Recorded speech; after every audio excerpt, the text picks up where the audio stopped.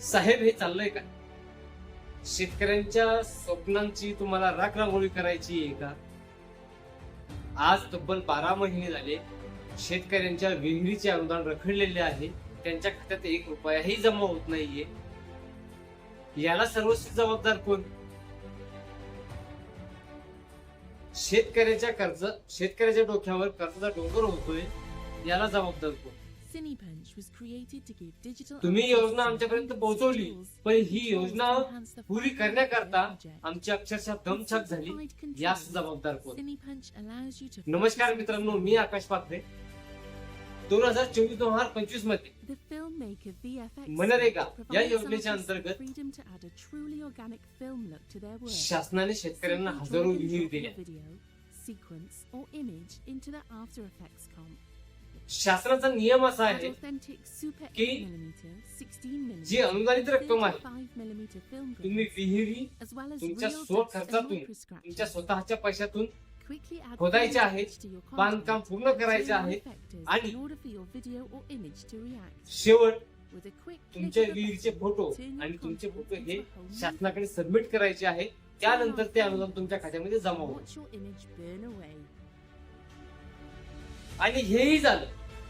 शेतकऱ्याने शेतकऱ्याच्या विहिरी पूर्ण केल्या, बांधकामही पूर्ण केले, परंतु शेतकऱ्याच्या खात्यामध्ये 1 रुपयाही जमा झाला नाही. याच बोगस कारभारावर आपण आज बोलणार आहोत. मित्रांनो, जालना जिल्ह्यामध्ये हजारो शेतकऱ्यांना मनरेगा योजनेच्या अंतर्गत विहिरी मिळाल्या. शेतकऱ्यांनी विहिरीचे काम पूर्णही केले, बांधकामही पूर्ण केले. शासनाचे अधिकारी येऊन तिथलचं स्थानिक जे व्हेरिफिकेशन आहे तेही पूर्ण केलं आणि शासनाकडे या सगळ्या फाईली शासनाकडे पाठवल्या. पण शासनाने त्यावरती काही प्रतिक्रिया दिली का? शासनाने शेतकऱ्यांच्या खात्यावर अनुदान जमा केले का? मुळात ही योजना जी आहे ती योजना अल्पभूधारक शेतकऱ्यांकरता आहे. ज्या शेतकऱ्यांकडे खरोखर विहीर खोदण्याकरता किंवा बांधण्याकरता पैसे नाहीये, अशा शेतकऱ्यांकरता ही योजना आहे. मग आता शासनाचा नियम असा म्हणतो की आम्ही ही विहीर मंजूर केली, परंतु तुम्ही तुमच्या पैशातून ही विहीर खोदायची आहे आणि बांधायची आहे. त्यानंतर शासन तुमच्या खात्यामध्ये अनुदान जमा करेल. आता तुम्ही सांगा मित्रांनो, ज्या शेतकऱ्यांकडे साधं मुलं शिकवण्याची ही परिस्थिती नाही, अशा शेतकऱ्यांकडे खरोखर 5 लाख रुपये आहेत का? बर, शेतकऱ्याने हे 5 लाख रुपये सावकारी कर्ज, काही दागिने गहाण ठेवले, काही शेतकऱ्यांनी बँकेचं कर्ज घेतलं आणि काही शेतकऱ्यांनी स्वतःचे शेती गहाण ठेवून हा सगळा उद्योग केला किंवा हा सगळा उपक्रम राबवला. मग शासन किंवा सरकार म्हणून सरकारची काही जबाबदारी नाही का?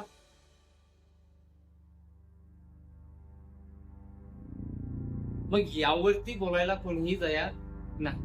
ज्या शेतकऱ्यांनी कामही केले, विहिरी खोदल्या आणि ते काम पूर्णत्वास नेले, तेही शेतकरी अक्षरशः शासनाची उंबरठे जवण्यात त्यांचा पूर्ण दिवस जातो.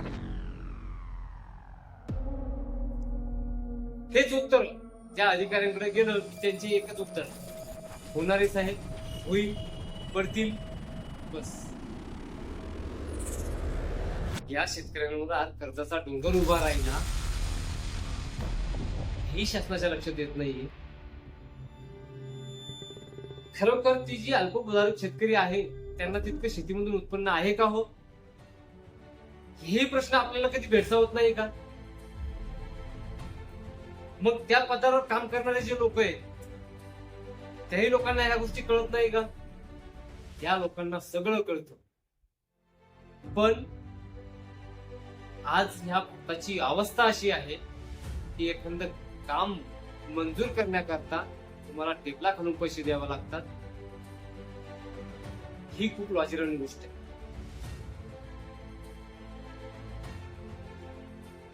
आणि आजही त्या शेतकऱ्यांना खात्यात पैसे जमा करण्याकरता किंवा पाडून घेण्याकरता टेबला खालून पैसे द्यावे लागतात असं त्या शेतकऱ्यांचं म्हणणं आहे.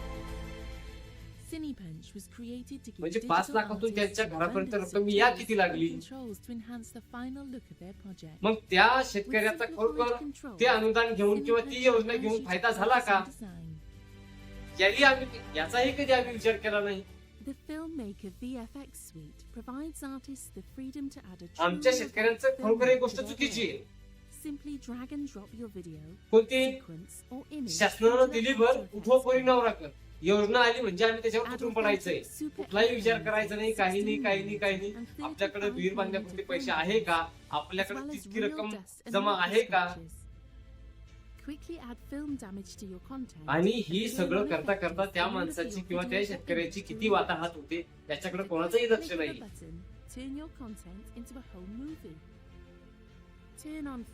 मग हे अनुदान आता या अनुदान खात्यात जमा होण्याकरता किती दिवस लागणार. महाराष्ट्राचे कृषी मंत्री भरणे साहेब, तुम्ही खरोखर या गोष्टीचा विचार करायला पाहिजे. आणि हे अनुदान जमा करण्याकरता किती वेळ लागणार याची शाश्वती नाही. आज पेरणीचे दिवस तोंडावर आले. या शेतकऱ्यांनी तुमच्या कचेरीचे उंबरटे शिजवायचे का, शेतात पेरणी करायची, काय करायचं का, इतकं करून आज ह्या शेतकऱ्यांना पेरणी कराकरता बाहेर सावकाराकडून कर्ज काढायचंय साहेब.